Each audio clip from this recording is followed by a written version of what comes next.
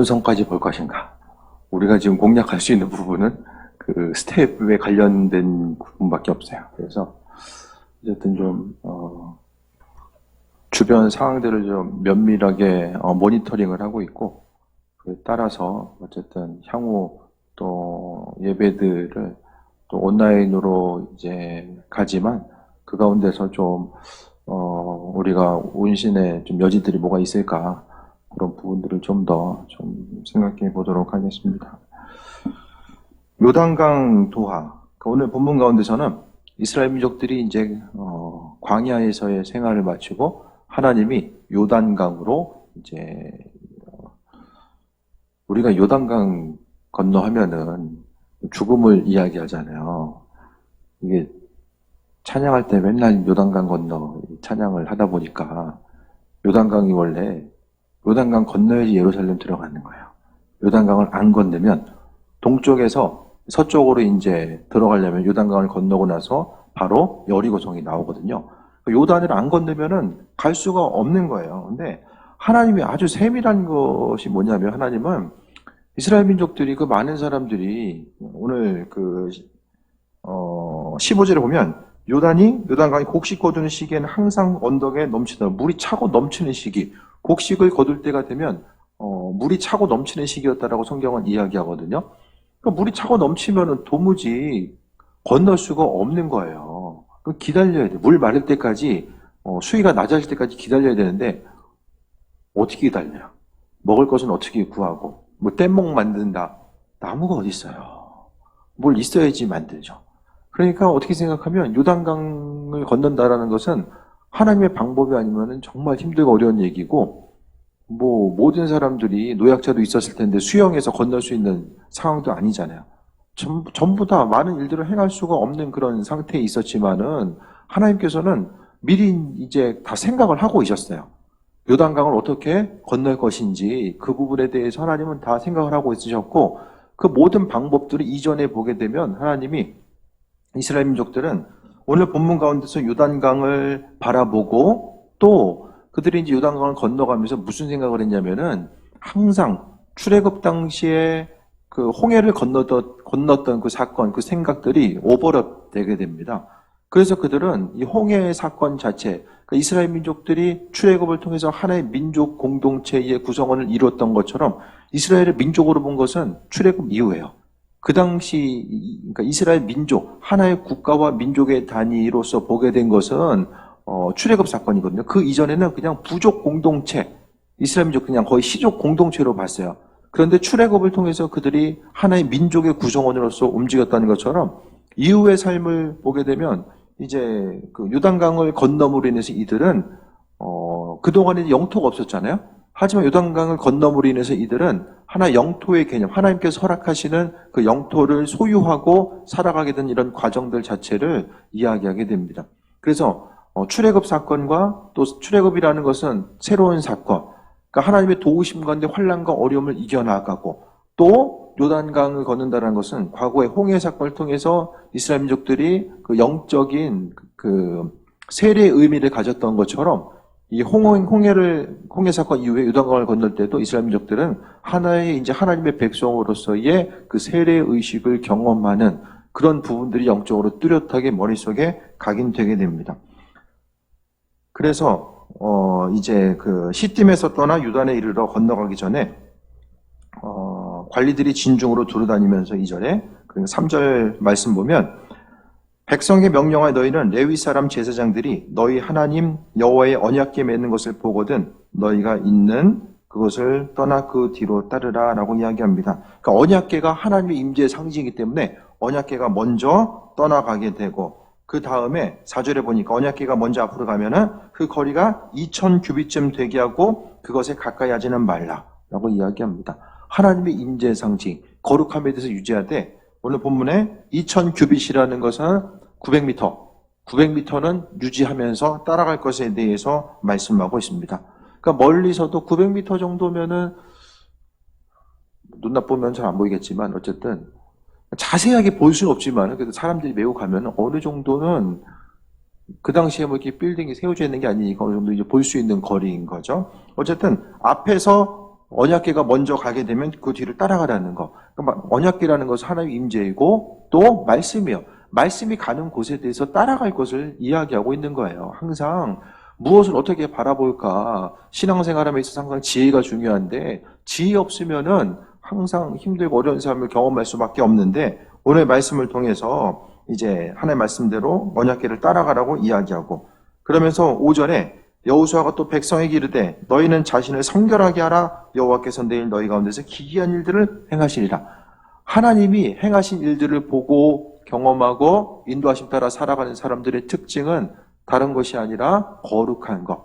우리가 심적으로 영혼육이 깨끗한 상태로 유지되면 나머지 것들은 하나님이 행하실 일들에 대해서 우리는 바라보기만 하면 돼요. 하나님은 우리에게 너무나도 크고 상당히 어떤 많은 것들을 요구하시는 분이 아니라 하나님은 우리로 하여금 모든 일들을 그분께서 이루신다라고 하셨고 우리가 해야 될 것은 거룩함으로써 하나님의 백성으로서의 구별된 삶을 살고자 하는 것. 거기까지가 삶의 중심과 목표를 우리가 이제 이루어야 됨을 이야기합니다. 그리고 6절에 여호수아가 또 제사장들에게 말하여 이르되 언약궤를 메고 백성에게 앞서 건너라 하며 언약궤를 메고 백성이 앞서 가니라. 항상 이스라엘 민족들 가운데 하나님의 말씀이 앞을 향해 가게 되고 전쟁에 앞서서도 또 언약궤 앞에서 하나님의 그 말씀 앞에서 이들은 제사드리고 예배하고 움직이는 모습을 보게 됩니다. 그래서 여호와 하나님께서 이제 약속해주고 있어요. 7절 말씀을 보면 하나님이 앞으로 어떤 일들을 하실 것인지에 대해서 약속을 해주시거든요. 그러니까 중요한 것은 여러 사람에게 약속하되 그 약속의 말씀에 대해서 믿고 신뢰하는 이들이 있고 그렇지 못하고 흘려보내는 사람들이 있다라는 거예요.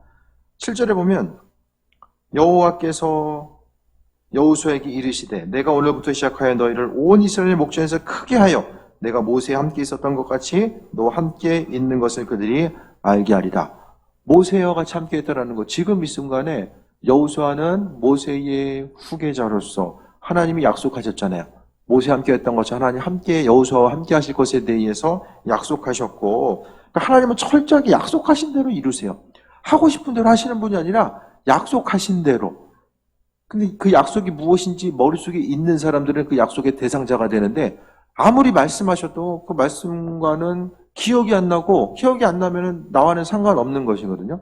하나님 말씀대로 살아가는 사람들은 그 약속의 말씀이 무엇인지를 깨달아 알고 인도하심 받아 나아가는 삶을 이야기합니다. 그래서 제사장들에게 앞서서 나아가는 것. 그러니까 교회에서의 앞선 자들 하나님께서 세워주신 이들은 먼저 앞서서 나가야 되는 거예요.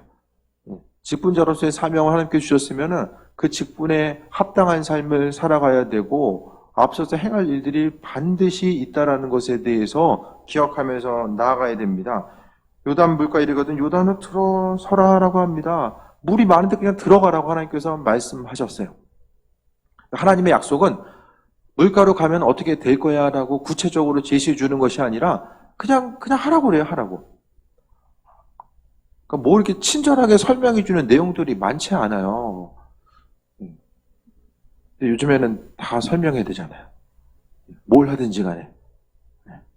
일일이 다 설명하지 않으면 안 되잖아요. 근데 하나님 말씀 보니까 대부분 이렇게 설명하시기보다는 그냥 명령하시고 그 명령대로 행하다 보면 그와 같은 명령을 하신 이유가 무엇인지를 나중에 이제 행함을 통해서 깨달아 알게 되는 경우들. 그것이 하나님의 중요한 소통 방식입니다.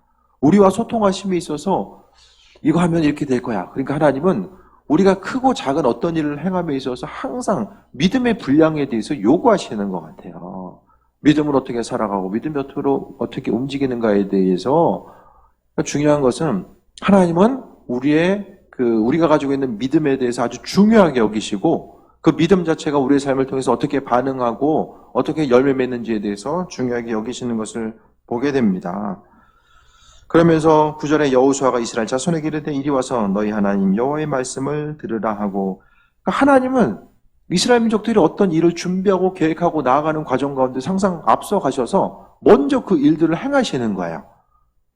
이스라엘 민족들이 그냥 따라가면 돼요. 하나님께서 행하시는 줄을 믿고 따라가는 거야. 근데 사람이 먼저 앞서서 계획하고 준비하면은 불안하죠. 이거 뭐 어떻게 해야 되지? 항상 불안한 마음이 마음속에 엄습하게 됩니다. 하지만 우리가 시대가 아무리 어두워도 하나님은 하나님의 방법대로 그분의 일들을 행하신다라는 이 소망함과 기대함 가지고 우리가 살아가면 됩니다. 먼저 앞서서 걱정하고 근심하는 것이 참 우리의 인간적인 삶의 연약한 모습이긴 하지만 그것보다는 순간순간 하나님이 일하시거든. 오늘 본문 가운데서도 가나안 땅으로 인도하신다라고 말씀하시면서 그냥 하나하나 다 준비하시잖아요. 이스라엘 민족들이 행할 것이 무엇이고 어느 방향으로 어떻게 가야 되고 요단강물을 만났을 때에 어떻게 해야 되는지를 하나님 다 일일이 제시해 주고 있어요. 하나님은 지금 이스라엘 민족들에게 제시했던 그 방법이 아니라고 할지라도 여러 가지 다양한 방법에 의해서 하나님은 그분의 음성을 우리에게 비춰주고 있는데 항상 하나님 말씀 앞에 우리가 반응하고 움직이느냐 그것에 대해서 돌아보고 나아가지 않으면 안 된다는 거예요. 10절에 또 말하되 살아계신 하나님이 너희 가운데 계시사 하나님이 어떤 분인지에 대해서 이스라엘 민족들에게 오늘 여호수아는 이야기하고 있어요. 10절에 살아계신 하나님이라는 표현이 나오죠. 죽어있는 우상들과 비교해서 살아계신 하나님의 그 가장 큰 구별됨은 살아계시다. 가나안 족속과 헷 족속과 히위 족속, 브리스 족속, 기르가스 족속, 아모리 족속과 여부스 족속 가나안의 7 족속들이 아무리 강하다라고 할지라도 그건 다 죽어있는 것이고 하나님은 살아계시다라는 것. 이 모든 일들을 이루신 하나님은 살아계시다라는 것. 그것이 지금 본문 가운데 강조되고 있어요. 그러니까 오늘 여호수아가 본문을 통해서 이야기하는 것의 이제 그 중심적인 내용. 하나님은 살아계셔서 그분의 일들을 행하신다라는 것. 그것에 대한 신뢰함과 소망함을 가지고 앞으로 살아감이 무엇보다 중요하다라는 것을 본문을 통해서 이야기하고 있습니다. 그래서 하나님은 행하신다라는 것. 너희 가운데 하나님께서 다른 곳에 있는 것이 아니라 너희 가운데 계시다라고 하고 그 너희가 해당하는 것은 하나님의 약속을 믿는 사람들이 너희가 되는 거예요. 하나님의 백성. 약속의 말씀을 믿지 않는 사람들에게 하나님의 약속은 아무 의미가 없어요. 믿지 않기 때문에 하나님께서 믿지 않는 가운데서 일하시지 않기 때문에 오늘 말씀을 통해서 하나님 살아계셔서 역사하신다라는 것.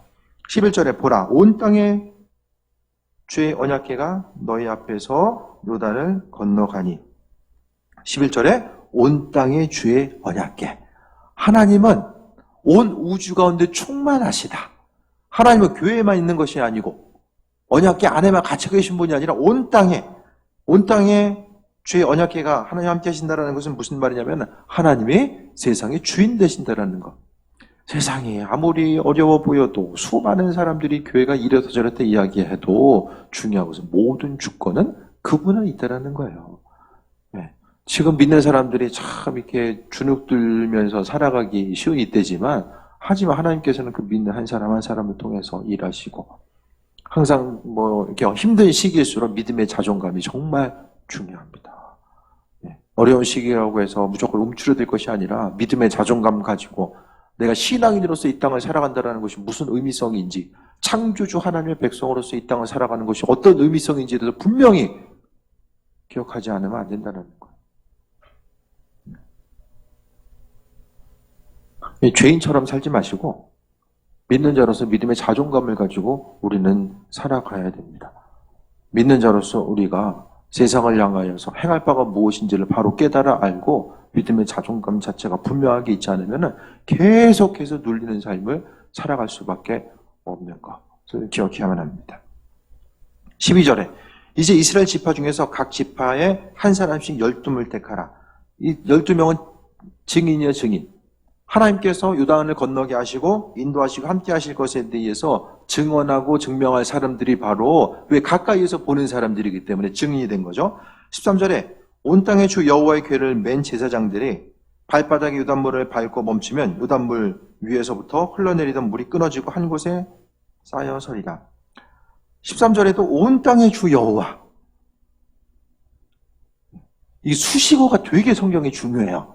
하나님인데 창조주 하나님, 또 온 땅의 주 여호와. 아니 그냥 하나님 하면 되지 뭘 온 땅의 주 여호와.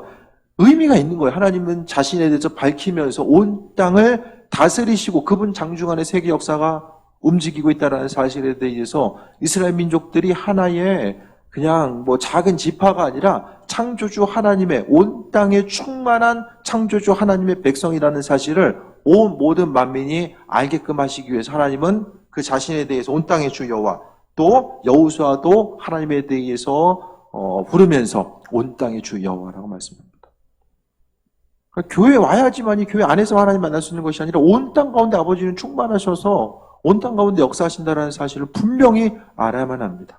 시간이 흘러가게 되고 또 시간의 흐름을 통해서 우리가 수많은 것들을 보고 배우지만 하지만 그 모든 우리가 듣고 배우는 모든 역사의 주인은 하나님 되셔서 그분이 모든 일들을 이루신다라는 것에 대해서 기억해야만 합니다. 그래서 들어가서 멈추면은 요단 물이 위에서부터 흘러내려 물이 끊어지고 한 곳에 쌓여 서리라라고 말씀합니다.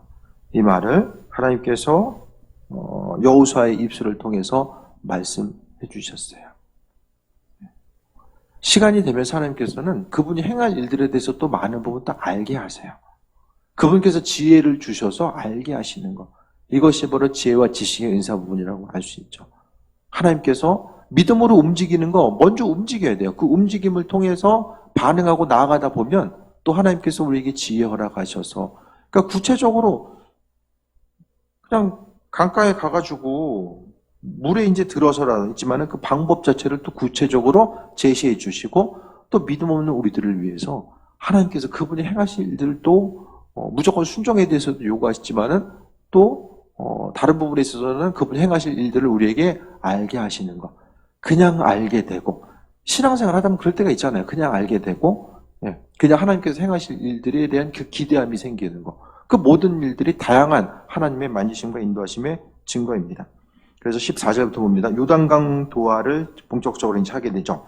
백성이 요단을 건너려고 자기들의 장막을 떠날 때에 제사장들은 언약궤를 메고 백성 앞에서 나아가는지라 언약궤를 메고 이제 움직이죠. 장막이라는 것은 성막을 이야기하고 15절에 요단이 곡식 넘는 때는 이제 항상 물이 차서 넘쳐서 제사장들의 발이 물가에 잠기는 거예요.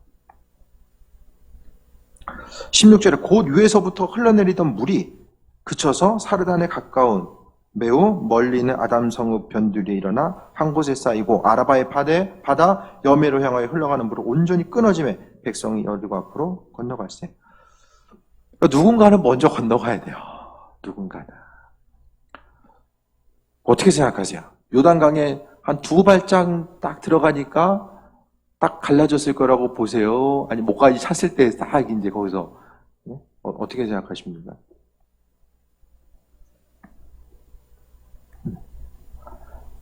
발 닿자마자 이게 다 끊어지면 좋은데 곧 위에서부터. 근데 요 곧이라는 단어 자체가 이게 얼마나 시간을 이야기할까?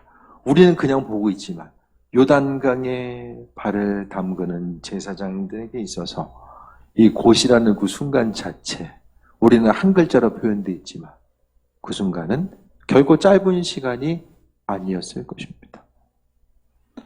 하나님께서는 교회에서 앞선 일들을 감당하는 자, 제사장의 역할을 감당하고 또 리더의 역할을 감당하는 누군가에게 먼저 나아갈 것에 대해서 말씀하시고 그 이후에 백성들은 마른 땅으로 건너가는 거야. 만약에 제사장들이 가다가 이게 좀 반응이 없네? 다시 나와. 이러다 빠져 죽는 거 아니야? 뒤로 나오면 어떻게 됩니까? 뒷사람이 어떻게 건너가요? 못 건너가는 거예요. 앞선 이들에게서 가장 요구되는 분량은 믿음입니다. 하나님께서 하나님의 방법대로 이루실 것에 대한 기대함과 소망함 가지고 나아가는 이런 방법들 자체를 말씀하고 있습니다. 그래서 물이 끊어지고 백성들은 여리고 앞으로 바로 건넜다라고 말씀하고 있습니다. 그러니까 하나님의 일하심과 인도하심 자체는 항상 풍성하고 그분은 그분의 뜻대로 모든 일들을 행하시고 인도하신다라는 것에 대해서 우리가 발견하게 되는데 항상 하나님은 가서 우리 제사장들이 갔을 때 알아서 물 좀 다 막아 놓으시고 아무것도 없는 상태에서 홍해 건널 때도 그냥 거기서 이렇게 긴장하게 하지 마시고 어차피 가를 걸 미리 좀 길 좀 열어줬으면 얼마나 좋아요. 요단강도 마찬가지고 그런 생각 안 해보세요? 꼭 사람 그 앞에서 긴장해야 되고 뒤에서 애국군대 쳐들어오고 지금 요단강 못 건너가면 이거 어떻게 될지 방법도 없고 항상 사람들로 하여금 하나님이 긴장감을 유발해서 재밌어서 그런 것이 아니라 이스라엘 민족들에 하여금 위기의 순간은 가장 큰 믿음의 분량은 보일 때가 그때였다라는 거예요. 그 순간 그러니까 막혀있는 그 상황을 통해서 예를 들어서 요단강 다 갈라져 있으면은, 막혀 있으면, 요때 되면 그냥 말라 있구나. 그리고 그냥 건너가지 뭐 하나님께서 막으셨다는 생각 하겠습니까? 그러니까 하나님은 위기의 순간 가운데 그분의 존재감을 드러내셔서 그 어려움의 순간마다 하나님이 창조주 되심과 우리의 삶이 그 하나님의 손길과 능력이 아니면 아무것도 할 수 없는 존재라는 사실에 대해서 깨달아 알 수 있도록 은혜로 베풀어 주시고, 그러니까 위기의 순간은 하나님과 우리와의 관계성이 정립되는 시간. 그러니까 항상 우리가 어려움의 시기, 제가 몇몇 분들한테도 말씀드렸지만은 이 코로나 위기의 상황은 서로 만나가지고 누구에게 믿음으로 권면하고 움직이고 챙겨주고 또 시스템에 의해서 모여야 되고 그것에 의해서 움직이면서 믿음을 성장시키기에 힘든 시기죠. 그러니까 지금의 순간은 각자 믿음, 그동안 보고 듣고 배워왔던 그동안에 그 익혔던 그 영적으로 육적으로 느꼈던 이런 모든 것들, 그 갖게 되었었던 뭐라고 얘기할까요? 그러니까 지금까지 기초 체력으로 가지고 있고 성경 말씀을 통해서 보고 기도했던 이 수많은 것들이 이제는 그것이 이제 영양분이 되어서 스스로 뛰어가야 될 때, 지금의 순간은, 위기의 순간은 그렇잖아요. 우리가 내가 믿음 이 정도 됐나 보다 하는데 어려움 경험해 봐야지만이 내가 지금 믿음이 이런 상태구라는 것을 알게 됩니다. 아니면은 절대 알 수가 없어요. 스스로 날마다 속아서 모릅니다. 어려움의 순간을 통해서 우리는 깨달아 알게 되는 거죠. 이스라엘 민족들도 하나님께서 앞선 이들에게 분명히 요구한 분량이 있었어요. 먼저 언약궤 메고 들어가라 라고 말씀하고 있고, 여기서 제사장들의 부담은 죽는 게 부담이 아니에요. 언약궤가 빠지거나 유실되는 게 그게 부담이라니까요.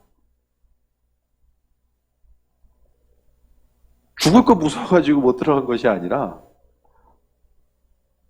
언약궤가 상실되거나 물에 빠져가지고 없어지거나 공동체가 와해될 수밖에 없는 그 심각한 위기의 상황으로도 볼 수 있죠. 한편 생각하면 궤를 맨 제사장들이 물가에 잠기자 16절을 다시 한번 봅니다. 위에서부터 흐르던 물이 그쳤습니다. 흐르던 물이 갑자기 멈춘 거예요. 물이 멈추게 되는 그런 모든 것들을, 능력을 이들은 홍해를, 요단강을 건너면서 다 경험합니다.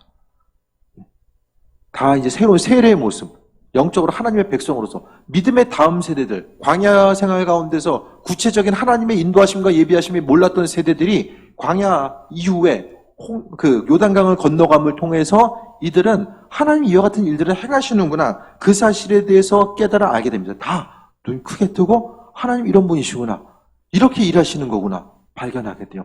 그 이후의 사건은 하나님이 어떻게 이야기합니까? 그 다음에 여리고성 돌라고 했을 때에 이미 하나님이 일하신 것들을 봤기 때문에 이들은 믿음으로 순종하고 반응하면서 움직이게 되죠. 똑같은 방식에 의해서 여리고가 무너지게 됩니다. 언약궤가 앞에 간다는 것은 이스라엘 민족들의 힘과 능력으로 정복했다는 것이 아니라 하나님의 방법대로 그 성읍이 정복됐다는 것, 가나안 땅의 정복 사업이 하나님의 작품이라는 사실을 이스라엘 민족들로 하여금 각인시키시는 거예요. 그 위기의 순간이 되면 될수록 앞으로의 삶의 조정 가운데서 다들 걱정이 전도 어떻게 해야 되냐, 이 교회가 어떻게 해야 되냐, 다들 걱정하지만 궁극적인 것은 그 모든 일들은 우리의 일이 아니라 아버지의 일이라는 거죠. 그분께서 행하실 것에 대한 소망을 가지고 우리는 맡은 바 일 최선을 다하면서 하는 거예요. 그 이것들은 하나님 아주 세밀하시거든요. 요단강 도하 사건을 통해서 하나하나 봤을 때에 하나하나 보게 되면 하나님 아주 세밀하세요. 눈에 보이는 역사 가운데 그냥 내버려 두지 아니하시고 하나님은 하나님의 방법대로 이루시고 인도하실 것에 대해서 우리는 위기의 순간 그분은 무슨 일을 어떻게 행하실까, 그것만 바라보면 된다는 거죠. 17절 봅니다. 여호와의 언약궤를 맨 제사장들은 요단 가운데 마른 땅에 굳게 섰고 그 모든 백성이 요단을 건너가기를 마칠 때까지 그 모든 이스라엘 백성은 그 마른 땅으로 건너가더라. 본문 가운데서 마른 땅이 강조돼요. 이스라엘 민족들을 향해서 하나님이 행하신 일들, 그분이 장중 안에 있는 곳은 진흙 땅이 아니라 마른 땅이라는 사실. 온 우주의 하나님께서, 그 창조주 하나님이 자연 질서 가운데서도 임하시고 역사하시고 그분이 주인이라는 사실을 본문 가운데 말씀하고 있습니다. 그래서 백성들이 요단 건너기를 마칠 때까지 모든 이스라엘은 그 마른 땅으로 다 건너갔다라고 하나님은 말씀하고 있습니다. 진흙질퍽거리면 건너가기 힘들잖아요. 하나님이 배려하신 거죠. 배려하신 거예요. 네. 그 지러가지고 어떻게 건너가요? 막 파이고르면 늪이면 어떻게 건너가요? 마른 땅이라고. 하나님의 섬세하심, 세밀하심, 우리에 있어야 될 것들 필요한 건 아시고 하나님의 방법대로 채우시고 인도하심을 우리가 경험하는 것. 오늘 본문 가운데 제일 중요한 게 뭐예요? 믿음이죠. 하나님 원하시는 믿음. 믿음 때문에 하나님은 그 믿음에 대해서 점검해 보기 원하시고 더 온전한 믿음 갖고 나아가는 것. 그 위기의 시기는 믿음 없으면 이겨나갈 수가 없습니다. 인간적인 생각과 효율성과 합리성 가지고는 아무것도 할 수 없어요. 결국 그것 때문에 무너져요. 어려움의 시기일수록 하나님의 행하신 일들에 대해서 우리가 바라보고 말씀 가운데 일하셨던 하나님. 그러니까 성경은 지금 수많은 위기의 상황들을 이야기하거든요. 그 위기 가운데 우리가 지혜를 얻고 하나님의 도우심과 인도하심 가운데 나아가는 또 귀한 삶 되시길 축원드립니다. 기도하겠습니다. 아버지의 사랑에 감사합니다. 삶의 순간순간마다 더 주님 바라보게 하시고 또 우리의 삶의 여정 가운데 은혜 더하셔서 믿는 자로서의 복된 삶을 살기 원하오니 은혜 위에 은혜 더하여 주옵소서. 우리의 심령 가운데 항상 그리스도 예수 주님을 향한 믿음 허락하여 주시고 그 믿음 가운데 아버지 더 바라보고 나아가는 온전한 삶으로 이끄시고 우리의 발걸음과 생각과 마음의 중심 모든 것 하나님 지키시고 인도하여 주옵소서. 크신 사랑에 감사하며 예수님의 이름으로 기도드립니다. 아멘.